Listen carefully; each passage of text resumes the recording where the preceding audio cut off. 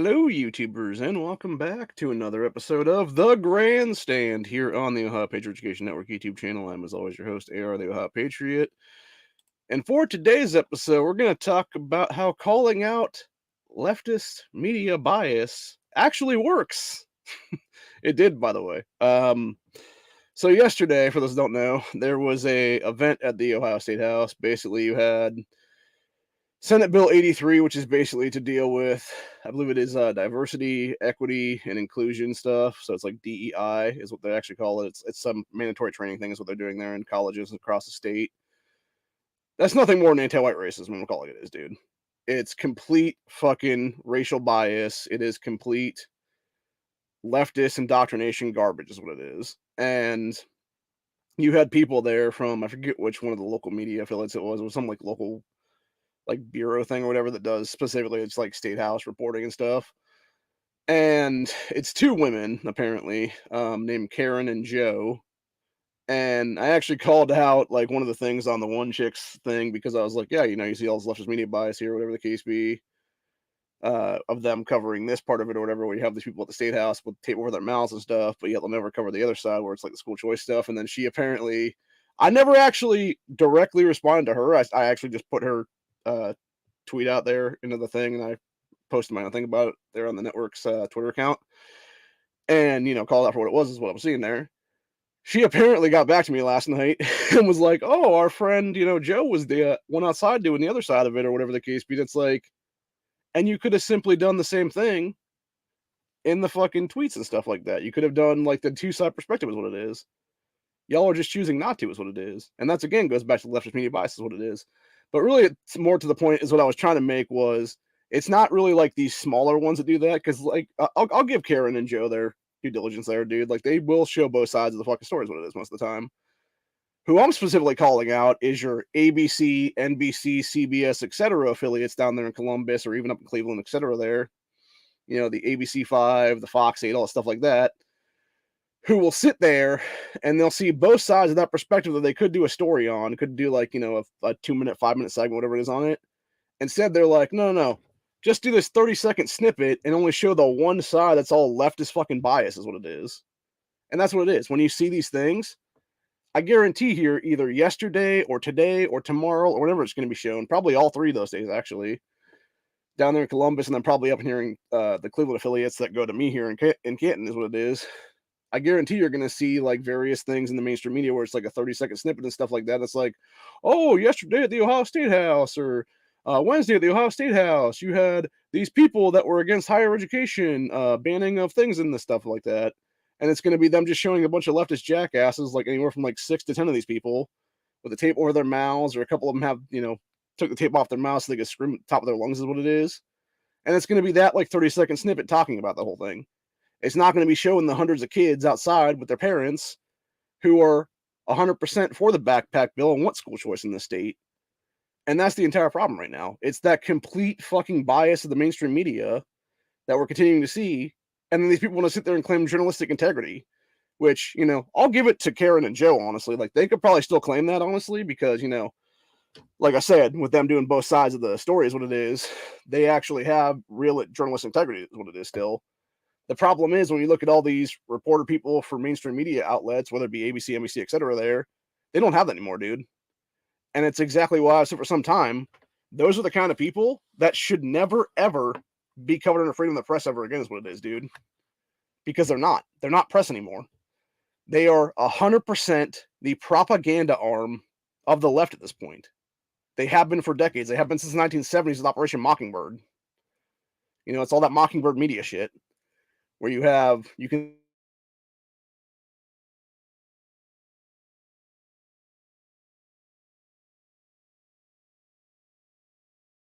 and that's the thing. Even fucking internet dipped down on me like that. I'm like, Jesus Christ, it's pressing me again. That's what it feels like anymore every time that goes out. But anyway, so no, the point I'm trying to make though is, you look at that and you can see these videos of, there's like an affiliate here in Ohio, and then it's like one in Wisconsin, one in Illinois, one in California, a couple in Oregon, one in Washington State, one over in Michigan, one in Delaware, etc. And it's like, 40, 50 different outlets that they combine together, and it's them reading off the exact same script. One of the greatest versions of that actually was the announcement when Mike Myers talked about having his kid is what it was here in the last couple of years. And they're like, yeah, baby, yeah, baby, yeah, baby. And it's all the exact same script word for word. And that's the problem right there, dude. And it's like, that is not journalism. That is not actual freedom of the press protections. That is 100% a propagandized, weaponized system of bullshit talking points that just want to sit there and push their own bias and their own political propaganda into the minds of the people. And people wonder why you have these major news networks like your CNNs, your MSNBCs, et cetera, dying in mass. Why they're losing millions and millions of viewership every single day. Why the only reason that CNN still exists as a network right now is because they have forced through some bullshit ass workaround where you have to have their crap shown on TVs at airports. That's the only reason they still have a network, dude. Is because you have their entire newscast every single day on a channel on some hotel airport is what it, or not hotel, some airport TV there. If it wasn't for that, they wouldn't have any viewership at all is what it is. Or they'd have like 5 people that are just like in some old folks home watching it or something like that. And that's what it is, man. And that's my problem right now. But yeah, to go back and reiterate what we were talking about with this whole thing, and I'm gonna show the actual stuff and the various things that happened yesterday at the State House then. So what it actually kicked this whole thing off was I said the following last night on Twitter. I think it was about 10:30, 11 o'clock, somewhere in there. I said, just to show the total leftist bias of any mainstream media outlet, these people will always only cover the leftist minority, in this case, half a dozen people. Meanwhile, there are hundreds of pro-school choice people outside the State House today. And that was that Karen woman saying, Ohio Senate Committee hearing bill to make big changes to higher education to address conservatives' concerns about lack of intellectual diversity on campus underway. Students are protesting the bill, or that the bill will chill free speech and don't like ban on most mandatory DEI training. And like I said, you can see the photo right there of these idiots where they're just, fucking tape on the mouths and stuff like that.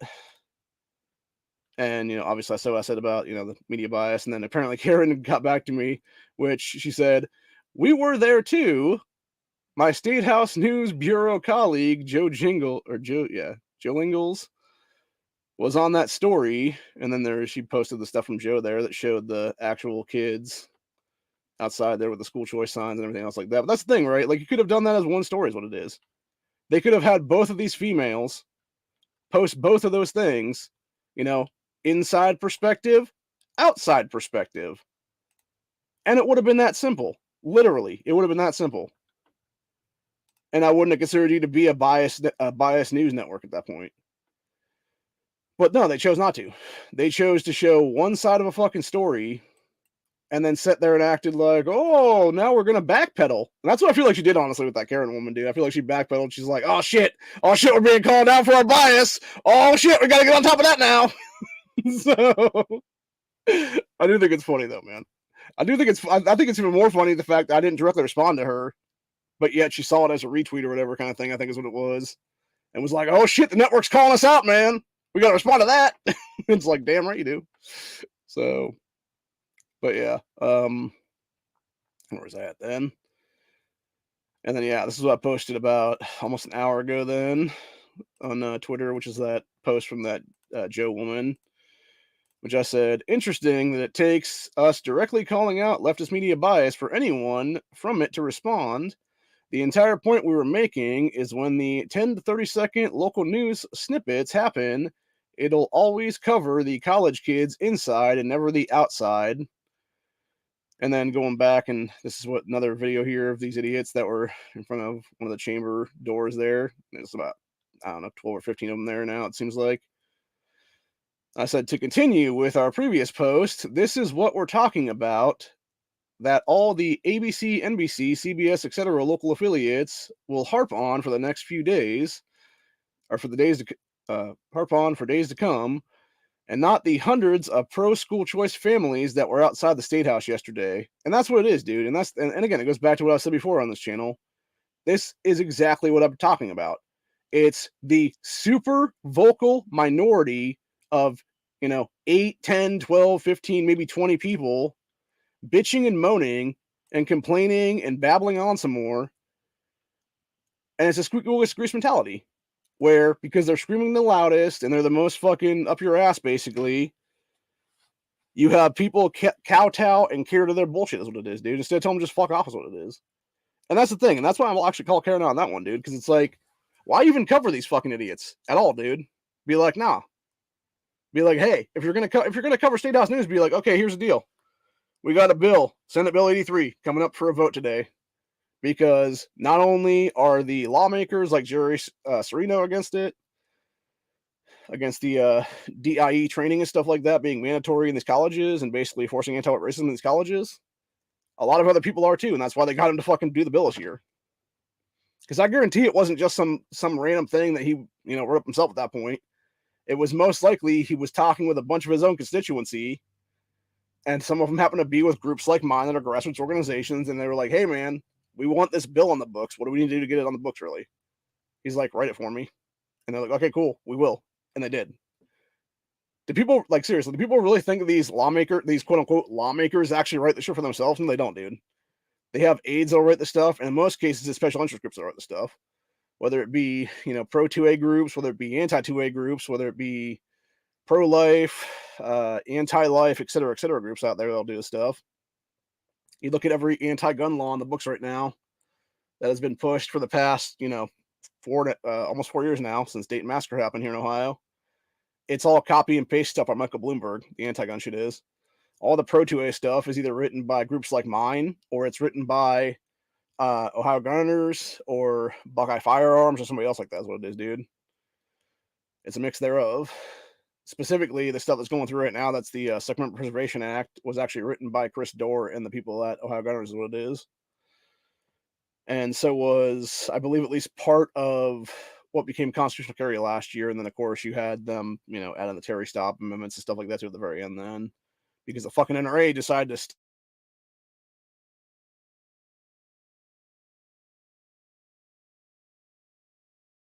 too, right? It's like you have the leftists out there that are like, oh, the NRA is the problem. And it's like, dude, do you not realize that gun owners and actual gun rights groups actually hate them more than you do at this point?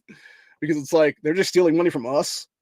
They're just stealing money from us that we could actually get something done with and be using to, pay for our gas to go down to the State House or pay for our lodging and stuff like that to go down there and, actually be able to work with lawmakers to make better legislation.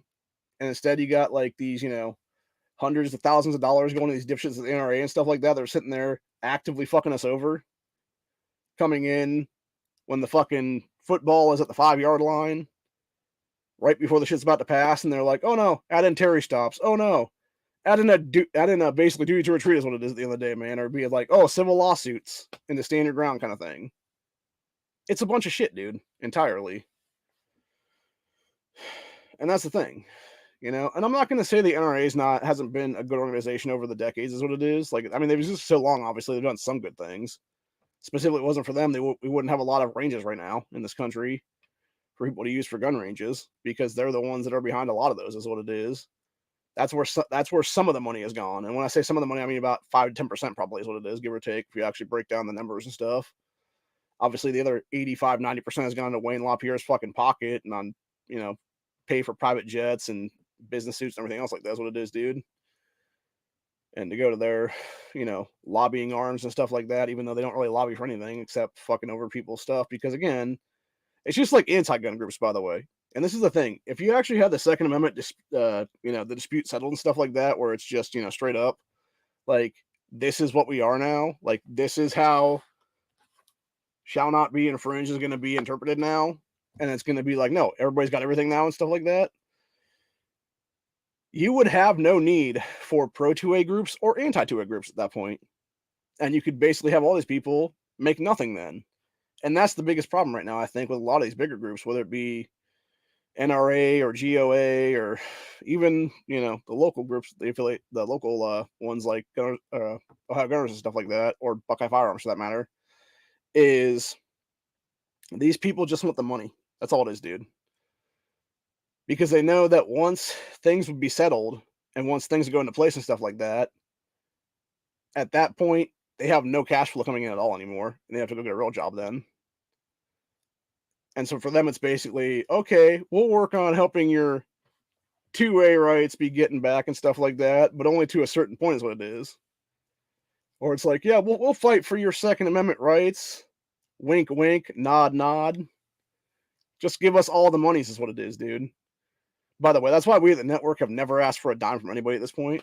If you want to give us money, that's cool. If you want to find me someplace sometime and just be like, here's $20, like, cool, bro.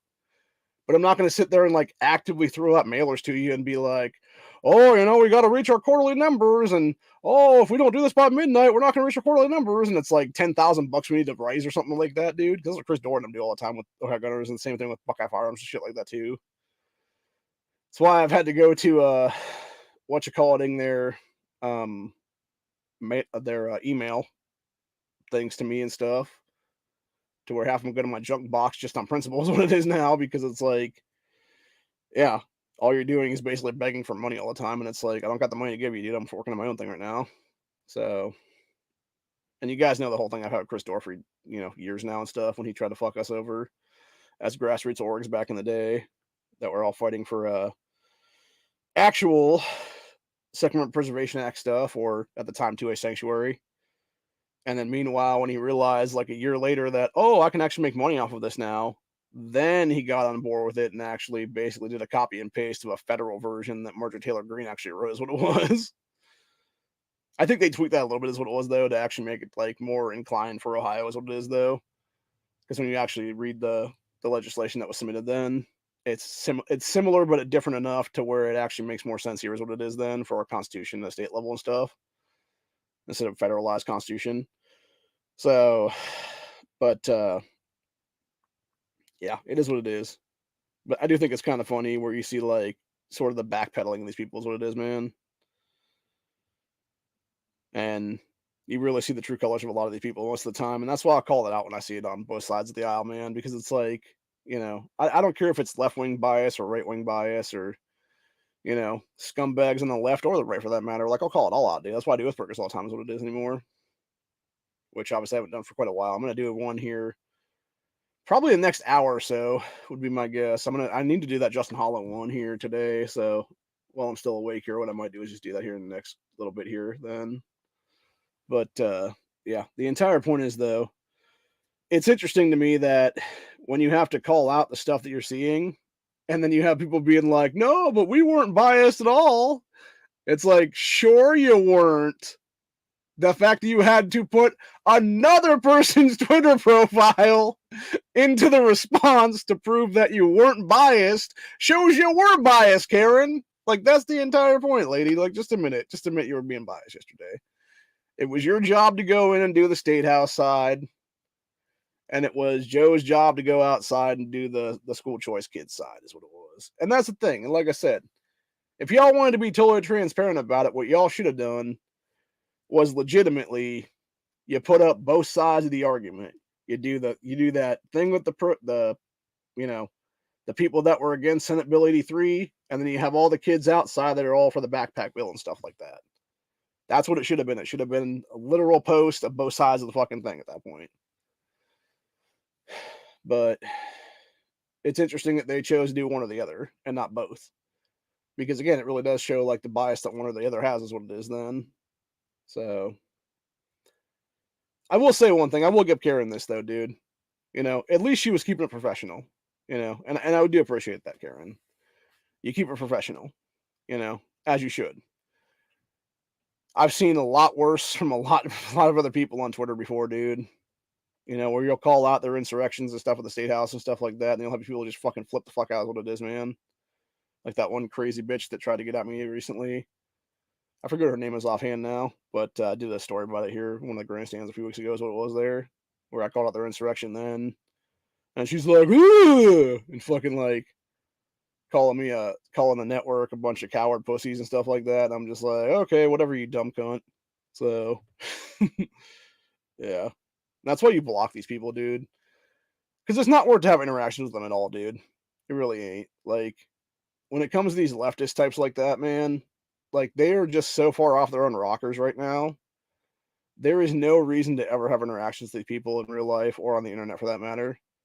Because it either turns into you just wasting your own time to go back and forth with these morons and just basically do a time waste, or it's legitimately you'll sit there and get frustrated because you're having to deal with the stupidity. Or if it's in real life, it might be them trying to assault you and stuff like that at these rallies and things. And that's why you don't go to these rallies and things like that, man. Because there's no reason to, honestly. Because it just devolves into chaos most of the time, is what it is. And the last thing I want to have is something like that happen, is what it is. So unless I'm going to be the one actually creating the rally, and it's going to be me in charge of stuff and stuff like that and whatnot, there's no reason for me to go to them, is what it is. When I could easily just go and do my own thing, is what it is then. So, I tend to be one of these people that does the, beat of my own drummer kind of thing. And it's exactly why I have no problem calling out both sides of the aisle, is what it is, man, because they're all a bunch of scumbags. And it seems like, honestly, especially when you take it federally then, for Democrats and rhinos and stuff like that, it really does start to align to this uni-party insanity, is what it is. Now, granted, when you look at state houses like Ohio or, Pennsylvania or Texas and stuff like that most of the time, there's a bunch of others too as well. Those are just a couple of examples of what it is. You'll start to see the division and the party line votes and stuff like that most of the time then. Whereas when you start going federally, depending on what it is and how many people are, doing backdoor, pocket full of cash bribes, or, oh, we have this stuff on you. If you don't vote with us, like, you're going to be outed as this thing or that thing, whatever the case be.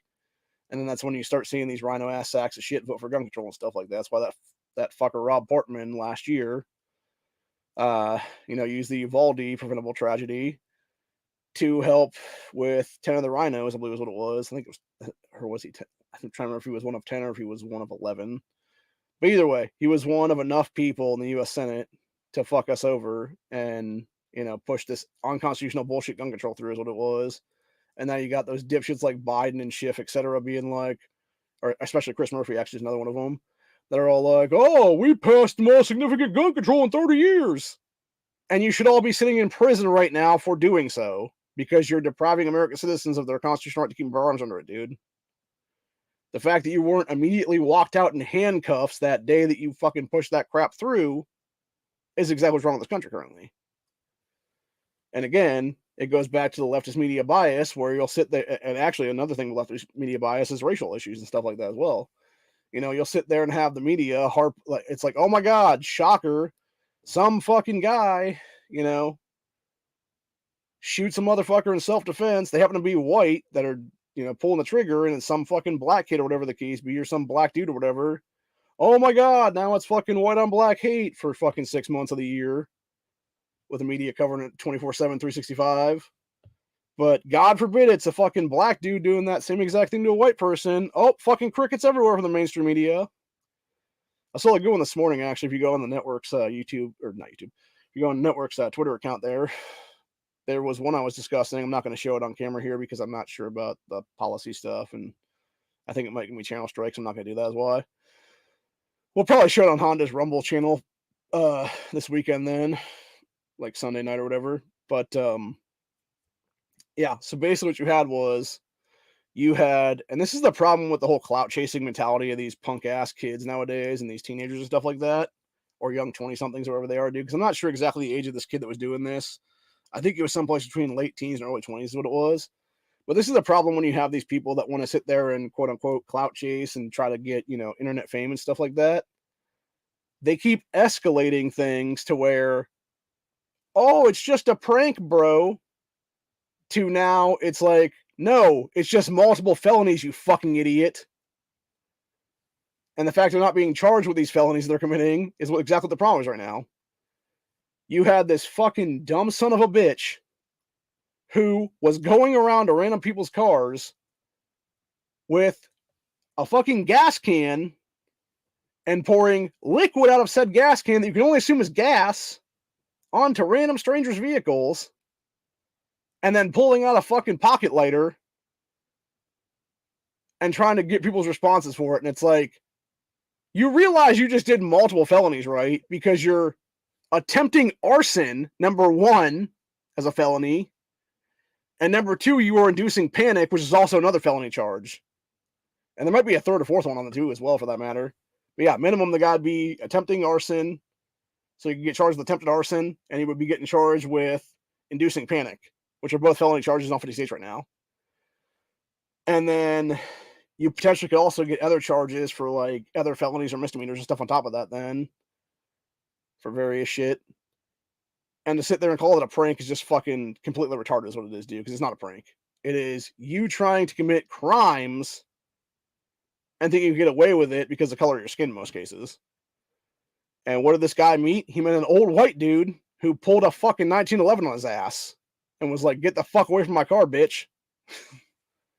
And the old guy was like, "You're lucky you didn't get shot, motherfucker." And what did the fucking young punk ass black dude have to say about it? He was like, "Fuck you, buddy." It's like, dude, just shut your fucking mouth and walk away. Seriously. And of course, everybody was saying it, that what would this happen if the old white guy had shot this motherfucker in self-defense is what it would have been for potentially trying to start his car on fire. It would have been, oh my God, BLM riots in the streets again, dude. Because that's what they always go for. And the thing is, when you look at BLM as a terrorist organization that it actually is across the board right now, these people don't give a fuck about actual black lives. They never have. The only thing that they care about is how they can exploit that particular event to go steal shit, legitimately. When you look at every single one of these instances, whether it be George Floyd riots of 2020, whether it be fucking Ahmaud Arbery shit, whether it be all this other crap more recently and stuff like that, dude. What happens every single time? Hell, what happens during a fucking hurricane? You have motherfuckers looting shoe stores during a fucking hurricane, for God's sakes. That happened years ago in Texas during, I believe it was a Hurricane Ida or Hurricane, what was the other one around that time? Yeah, I can't remember if it was Ida or it was one of the other ones around that time, like Henry or something maybe, where you had that piece of shit Joel Osteen not opening the doors of his church and stuff like that. Was whatever hurricane that was, where you had the Cajun Navy come through there and help people out. You literally had fucking cops and security guards and stuff like that were armed, stopping a bunch of young black teenagers that were looting a fucking shoe store during a hurricane, dude. And it's like, bro, like, what the fuck, man? And again, you see that stuff all throughout 2020 riots. You see it all throughout everything else, dude. And then what's even worse is, going to Minnesota and stuff like that, and the media bias there, and they're sitting there calling a literal burning building behind them a mostly peaceful protest, which they've done multiple times now. CNN's done it, MSNBC's done it, et cetera, et cetera. And it's like, no, dude, you have a partially built Section 8 housing complex on fire behind you. This is not a mostly peaceful protest. This is a fucking riot by definition, where people are committing acts of arson and terrorism. And what's even worse is, because they burned out that fucking partially built building, it never got fully built. And you had, I think it was a couple of hundred people, if I'm not mistaken, because it was supposed to be like a 200 unit building or something like that. You had a couple hundred people now that don't have a place to live because you want to be a fucking asshole. Because you want to be a scumbag criminal piece of shit. And make a fucking name for yourself as a dipshit is what it is. And that's the problem right now, dude. And I think that's honestly, and it's like I said last night with the whole, being sick and tired of the left, and if they hate, red states so much, leave them as what it is then. I believe, honestly, truthfully, this is exactly why you will see race wars during the Second American Civil War in this country. Because you're going to have people break it down on racial lines is what it is, dude. Now, granted, should they be doing that? No. Will it happen? Yes, obviously. Will it happen in mass? It depends on what you call it mass, honestly. I think there'll definitely be certain people they might be like small groups of individuals doing it and stuff like, or it might be like small, you know, numbers of like individuals, and then obviously like maybe like small groups of people coming together and stuff like that doing that kind of shit. But I think if we're talking about like legitimately, is everybody going to do it as a race war kind of thing or whatever at some point? No, I don't think that's going to happen. I think it'll be an element of the actual Civil War. I don't think it'll be the main focus of the Civil War. That's what it is. So, yeah, I think there's definitely going to be people that are going to be like, just, hey, we've had it. Like, fuck all these people kind of thing is what it is, dude. And yeah, I would say honestly, like my best advice to anybody out there, honestly, dude, if we do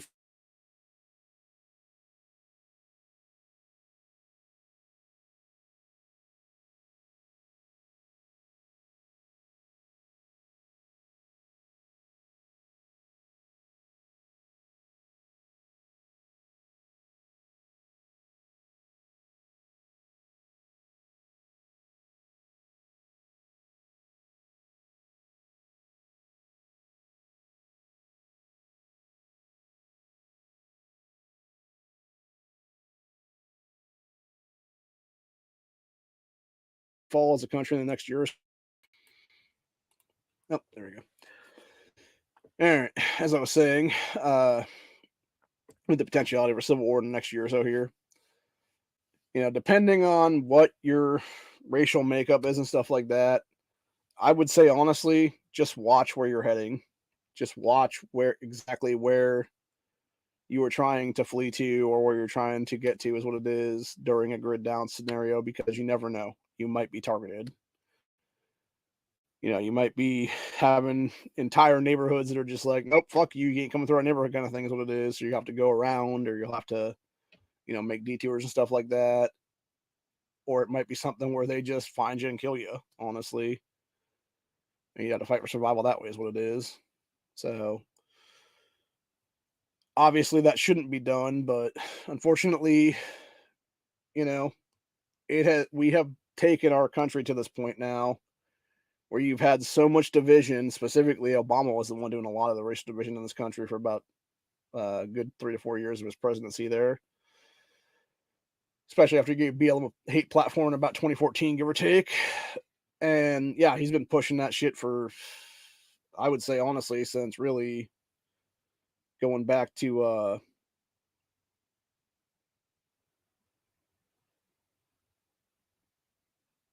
trying to remember what that guy's name is. Trayvon Martin, where he was like, "Oh, Trayvon could have been my son" and shit like that, and he was trying to make it about race and shit, even though. And what's even more fucked up about that one, even going back to media bias on that one, even full circle here, they're trying to sit there and portray George Zimmerman, who is clearly a Latino motherfucker, as a white dude. It's like, nah, bro, that dude ain't white at all. Like, fuck you, media. And that's again, like, it goes back to the media bias, dude, and the actual propaganda of the mainstream media is what it is. And why they should never have freedom of press protections ever again, because they're not press anymore. They're not actual journalists anymore. They are a bunch of propaganda bullshit that is nothing more than to cause a racial division in this country and a racial wedge, basically, between everybody. And you know, how do you start it? You start it as black versus white, is what it is. And yet they'll never cover all the actual black on white hate in this country, or black on Asian, or black on Latino, or Latino on black, or Latino on Asian, or Latino on white for that matter, even. They'll sit there and cover like, oh, here's this little ass snippet of like white on black crime. And yet, meanwhile, you got the black on white that's like this huge fucking graph that's like 10, 12 times as much, dude. So, anyway, I don't know what the solution is, honestly. I would say, honestly, fatherless homes would be a good start, I believe, honestly. Mentorship programs, catching these kids as early as possible and getting them a good father figure in their lives, honestly, could do a lot to help out for the next generation and stuff like that to come forward. And even, going back to the school choice thing here, what we were showing earlier there. See if I can find it again here real quick. Having the kids be able to decide where they want to go to school at is what it is. And being able to, potentially be in a, charter school and have a school uniform where it is like, black shirt, khaki pants, or maybe it is, you know, little plaid jumper kind of thing there. Actually, what's interesting is looking at these kids here. Those look very similar to the same kind of deals, and especially the young guy here, where it's like white shirt, black pants kind of thing, or maybe that's actually navy pants. Now I'm looking at it. Um, this looks very similar when I was going to a Christian elementary school as a kid that we got in because of having our tuition be able to be paid for by the church is what it was. And yeah, this looks very much like that kind of thing where it's like these kids are getting a good education, you know, want the ability to have school choice for not only the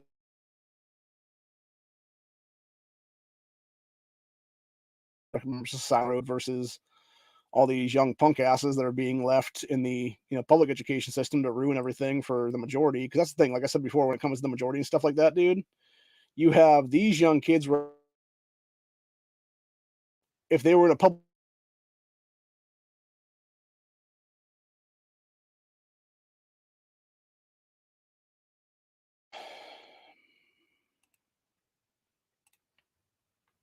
that you know, ruin it for everybody. When you have like 20, 25 kids in the room or whatever the case be, there's like 20 or 22 that want to actually learn. There's like, 3 to 5 that actually are being a bunch of unruly assholes and aren't being kicked out of the classroom is what it is. Then you got all these kids that suffer is the problem there. And that's the thing.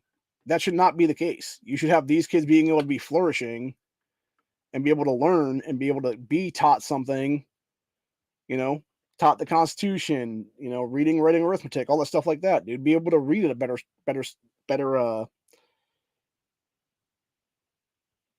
class level than what they're currently in. Like have a kid that's in like third, fourth grade be able to read at like a sixth or seventh grade level. Get these kids to be more advanced, have them become the future of this country and not just another statistic in the fucking prison system or something like that for real.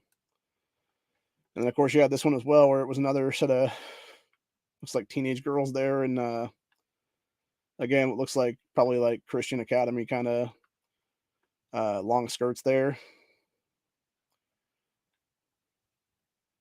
I'm not sure who this group was over here. Maybe it was Ohio Right to Life or something there.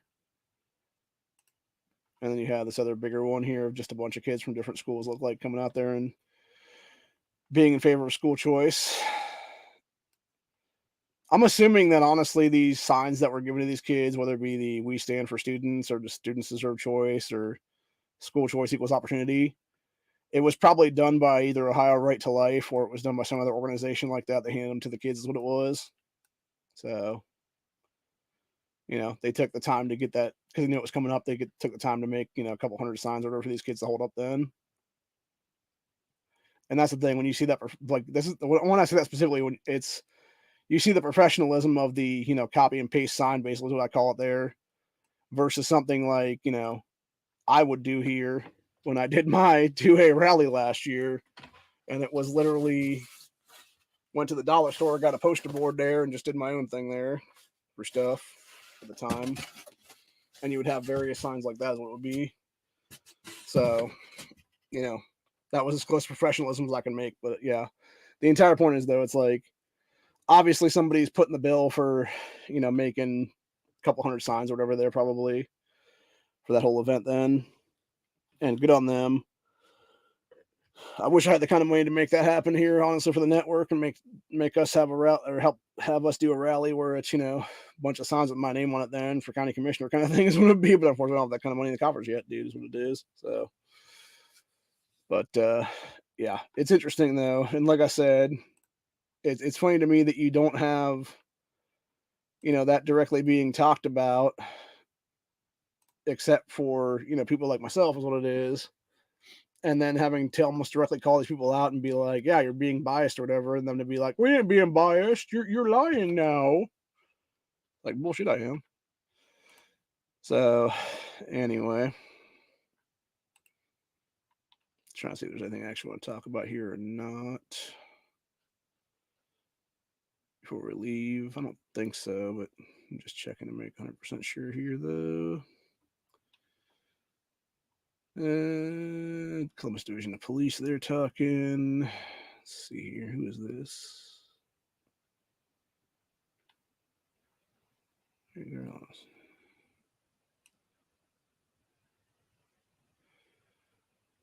Okay, this guy apparently was a research fellow at some think tank, engaging policymakers on education, tax, health, energy, local law, and transportation issues. And I guess this was him yesterday at the State House with all the kids outside there. So, pretty interesting. Like I said, I'm assuming that honestly, these kids either had the day off from school or they may have already finished school for the year since it is mid-May right now, which would make sense. Where they're like, or it actually now I think about it, what it may have been actually, it may have been considered like a field trip for them in those charter schools slash Christian academies or wherever they're going to there. Where it's like, okay, kids, we're going on a school field trip today. You know, get your parents to sign the permission slips for tomorrow or whatever. And they just took them there is what it was then. Just bust into the state house then. I've seen stuff like that before, honestly, where it's like, you know, a bunch of kids meeting with DeWine and stuff like that, or meeting with like some other various person in the state, whether it be Governor DeWine or whether it be Lieutenant Governor Husted or whatever the case be. And it's just like future leaders of the state or whatever, then kind of thing. So, who knows?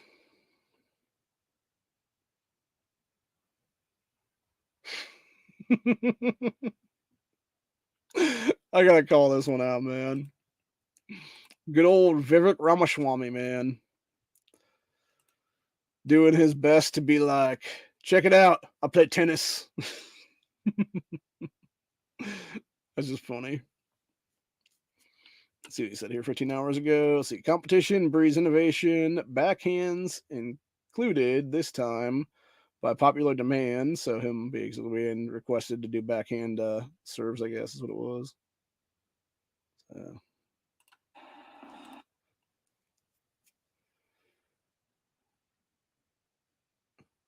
Yeah. At least he's not golfing. I'll give him that, man. There are way too many people out in our society right now that have done the presidency thing, dude, where they're just like, time to go golf again. It's like, nah, bro. Like, get back to work. Seriously.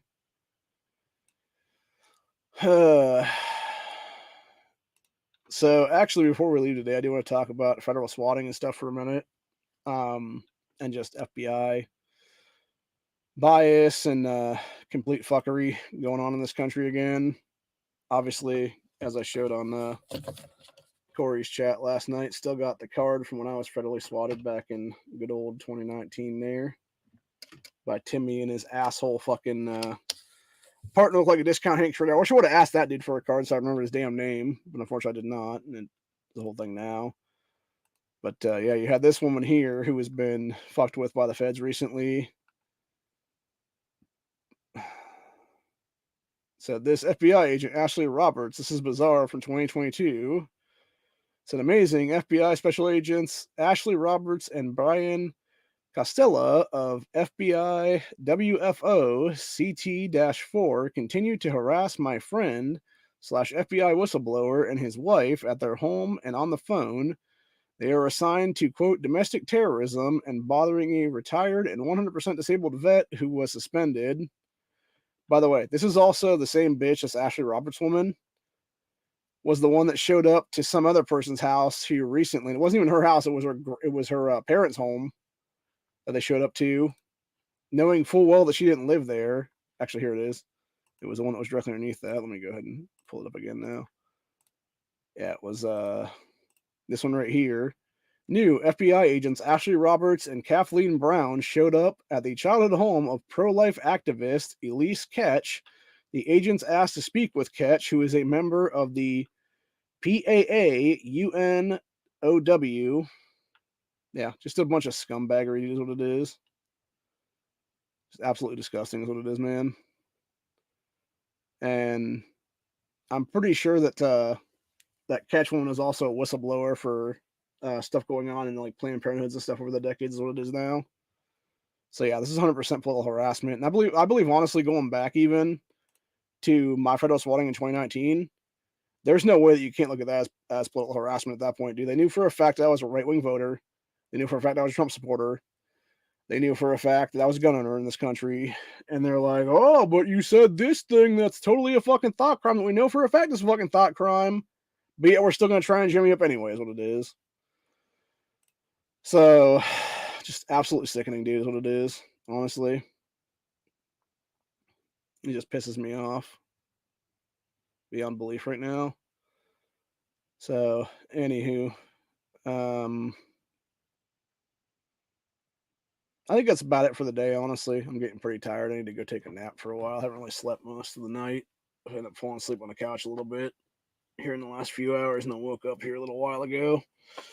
I wanted to find out about the thing with Karen, and figured I'd do the grandstand here about that, and then hopefully later today or maybe later tonight or something, maybe if nothing else, it'll be a guaranteed Friday. It'll be a guaranteed Friday show at some point.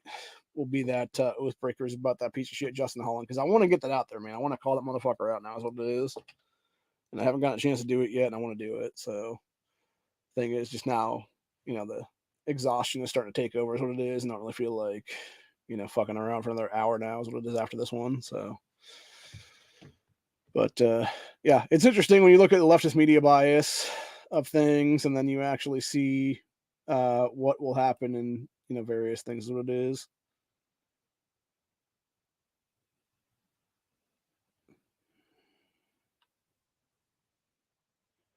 This is actually interesting. I'm gonna talk about this one real quick. Actually, while we're still here, is what it is. So, this is a Twitter account I found maybe like a month and a half to 2 months ago or so, called Anti White Watch.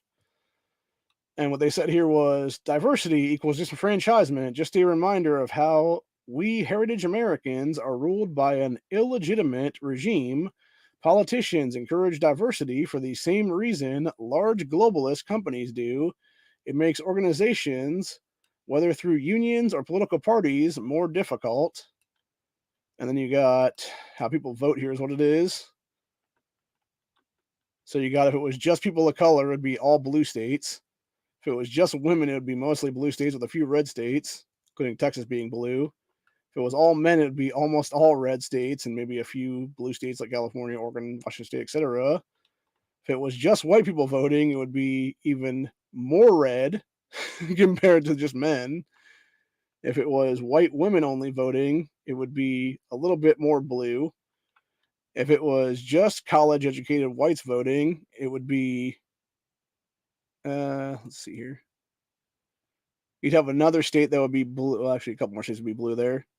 So it looks like you have like sliver states that would be blue and stuff, which would be obviously, you have that one there on the coast, is what it is. And then you got, I think it's either Illinois or it would be whatever's directly under Illinois there would be blue. If it was non-college educated whites voting, you'd actually have it be way more red than just white people in general voting.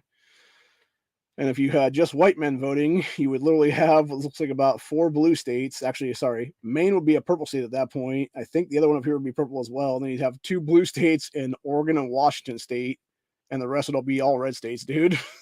So, yeah, pretty fucking crazy, man. Pretty crazy. Pretty crazy. And that's interesting, right? Like, you compare white men or, white people, of how it being like almost all red with just white men or white people, and then versus people of color, and it's just all blue. It's crazy. It's crazy like that, man. But then you think about it, right? Like, logistically speaking, it makes sense, because when you look at these people that are currently crossing our border and stuff like that, what are they fleeing? They're fleeing socialist and communist regimes. And what do they do when they come here? They embrace socialism and communism, unfortunately, for some retarded ass reason.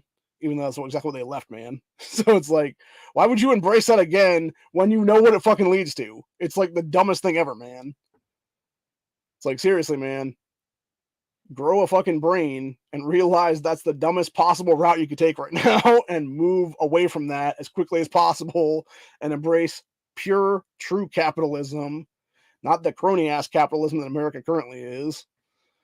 So, because honestly, in a true capitalist society, in an actual pure capitalist society as it truly would look like, anybody, including myself right now, would be able to go get like a loan at a bank or whatever for like $1,000 and turn that into $1 million idea in like a day. Versus crony capitalism, where it's basically, Bloomberg types or Soros types or whatever the case be, that are doing all kinds of shady shit and market manipulation and everything else like that to make themselves richer and make the rest of us poor, is what it is. You know, it's just like Bloomberg and those guys like that did made all their fortunes through short selling of stock and stuff like that, which, by the way, in of itself should be illegal at this point in history, because you're manipulating a fucking stock trade to where you're inflating the shit to where you have like 700,000 shares that don't even exist then because it's been so overly short sold. And you're basically allowing, and the fact that that's even being allowed to be done then without being regulated back into, you know, reality then is exactly what's wrong in a nutshell right there, because you're basically having these politicians that are in these people's pockets then allowing them to do this shit then. And it's funny to me that you look at places like Wall Street Bets and stuff like that, who, you know, called that shit out, saw it for what it was, realized people were manipulating the market and stuff like that, and we're like, hey, we're going to call their fucking bluff with GameStop there. And that's where the whole GameStop controversy started, is what it was. You had them call those people's fucking bluff, and we're like, nah, bitch, you've created like 700 times the amount of actual stock that could be sold here to short sell the stock is what it is.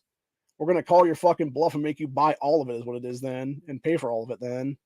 And they did, and they made these people lose their fucking shirts, and they made a bunch of hedge fund managers go into bankruptcy and stuff like that.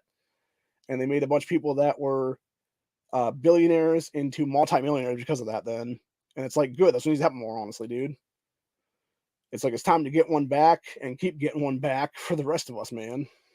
It's like, fuck these people, because these are the same scumbag motherfuckers who, back in 2008, directly caused the housing market crash after predatory lending on Americans they knew damn well cannot afford the fucking crazy ass homes that they were buying, only to sit there and yank it out from underneath them, pull the American dream out, pull the rug out right from underneath their asses, and fuck them over.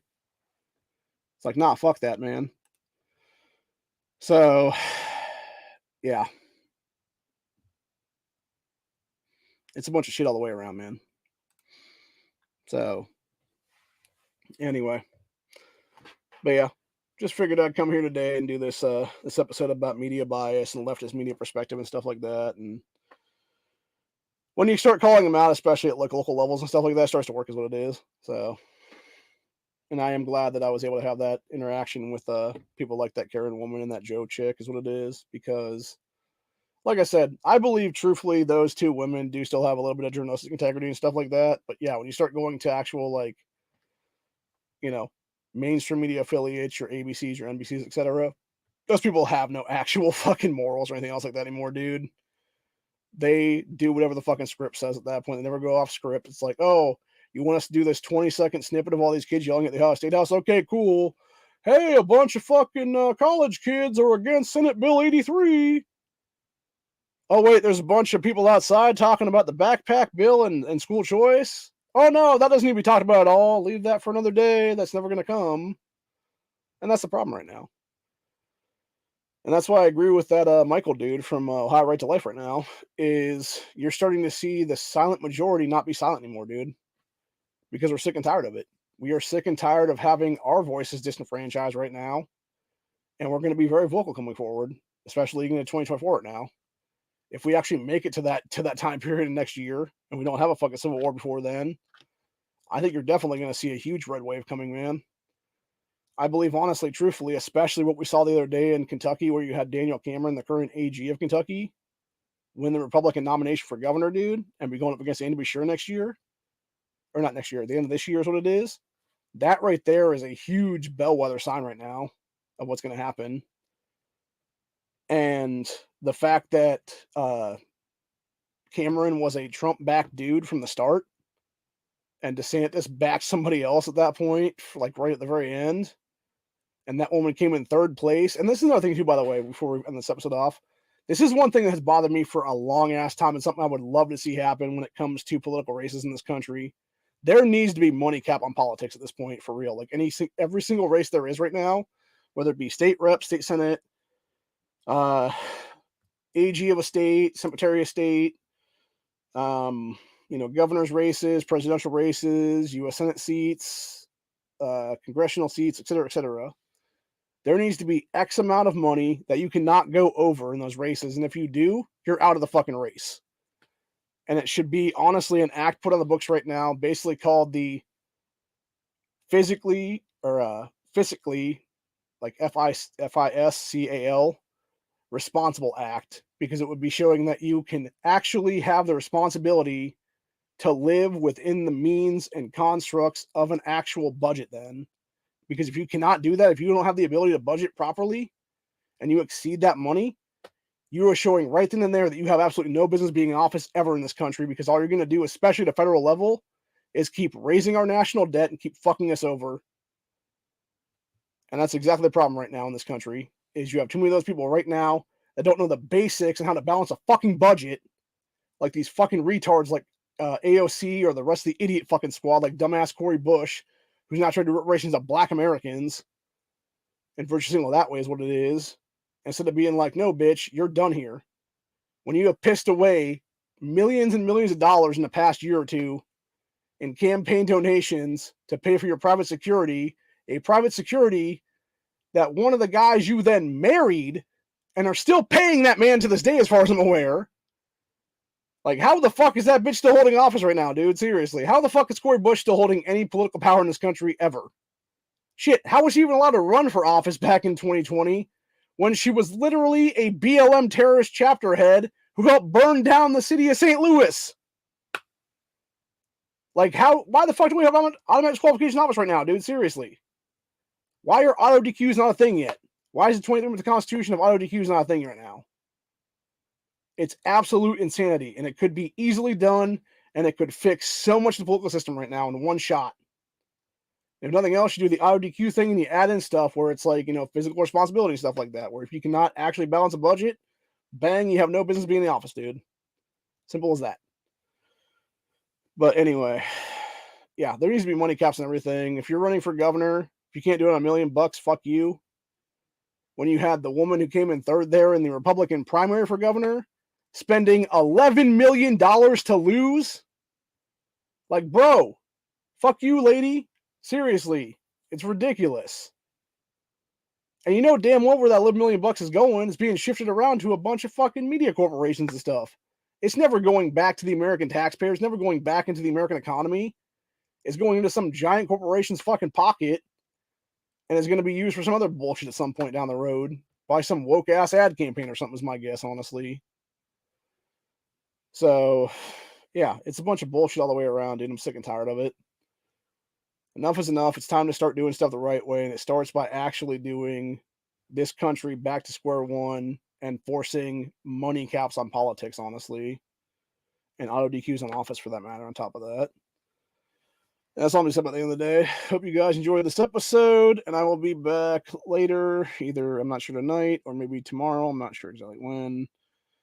Be back with the Oathbreakers episode, though, about Justin Holland, Texas, being the run of sack of shit he is. We might do another Grandstand, too, at some point there. I'm not sure exactly when. But as it is for right now, I am at the point of going to do some stuff right now. About to go take a nap here in a little bit for a couple hours. Get back up, do a couple things, go take another nap for a few more hours, and then probably be up later tonight is what it'll be then. So, yeah. I actually started watching a new series called 10 Pound Palms last night. It's not bad. They could actually just call it racism. That would work too as a fucking title for that show, because pretty much that's what the entire series is, at least first episode anyway, is basically just like racism against everybody, like even whites against other whites at that point. Then it's like, damn, dude. Like, no wonder they put that description on the thing about, like, people might find this like uncomfortable or whatever the case be. Yeah, it's kind of a fucked up show though, man. But it's pretty good though. It's got a decent amount of writing in it and stuff, but you can definitely see like the kind of, and I'm not sure about how historical fact it is or whatever the case be. I'm sure there is some historical fact in there is what it is. But yeah, like there is definitely, I think they're definitely like overdoing like the racism that existed back then is what it was though. So anyway, either way, like I said, it's a pretty decent series from what I've watched of it so far. I think it's like 6 episodes or something. I'm on episode, I was in the middle of episode 2 when I fell asleep last night then. So I have to get back and watch that and then watch the other 4 episodes then. I'll probably do a review on the channel after that then for it. So, but other than that, that's where we're at for the day. And like I said, we'll be back later today or tomorrow, depending which one, for that Oathbreakers episode, and probably another Grandstand as well.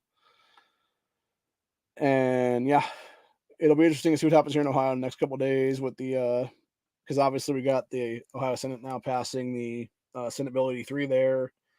So basically, the next step right now is it goes to the Ohio State House side for the committee hearings, and then hopefully gets through those real quick, gets through a floor vote, and then goes to DeWine's desk right before the House and the Senate take a break for the summer here is what it'll be then, which I'm not sure exactly when that's going to happen, but I know it's going to happen, I think, by the end of the month here maybe, or right at the beginning of next month is what it'll be then, for at least a couple months then.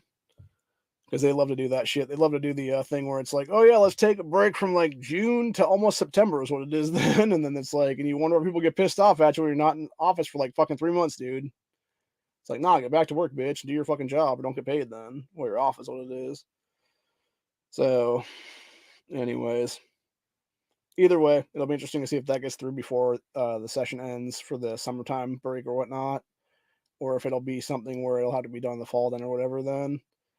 I'm hoping they just do their job real quick here and just get it done real quick right now and just shove it all through is what it is right before here for that August special election and stuff. And do what needs to be done there for that. And then we can actually vote in the August election for the 6% amendment to help our state constitution have that then, and we can fucking screw over all the anti-life motherfuckers who love to kill kids in the womb and try to sterilize children is what it is with that stupid abortion amendment in November, to where it would never meet that threshold. Because I guarantee that thing's gonna fall like 40% to 60% is what it'll be, dude. If not like 35% to like 65%. And that's the thing, man. We at the network, we bring the receipts, baby. It's like I called that one person out the other day for their 58% bullshit poll thing or whatever, and then found the fucking poll that it was done on. And it was less than 700 people for that matter. So it's like, you cannot sit there and honestly tell me that these polls are anything kind of legitimate at that point when you're talking about 50 something, almost 60% of people out of like 700 people that were polled, dude. Or less than that, actually. It was like 655 or something like that, or 642, somewhere in there. And it's like, nah, dude, what you're talking about is like 300 something people support that shit. And you can go fuck yourself in a state of almost 12 million then. So, anyways, especially when you have, I want to say it's roughly like 7.5 million actually are of voting age right now, or maybe even close to 8 million now. And the other like 3 million are a bunch of kids that can't vote yet. So, but yeah, anyway, either way, it'll be interesting to see what happens here. And hopefully we can get that 6% threshold on the books then come August. And they can get this school DIE training crap off the fucking higher education system then, be done with it. And they can also work on the backpack bill at the same time then as well and get that passed through before the end of the summer then, or before summer break then too. Have DeWine sign that off too as well then. So anyway, that's about it for today. Hope you guys enjoy this episode, and I'll see you all in the next one.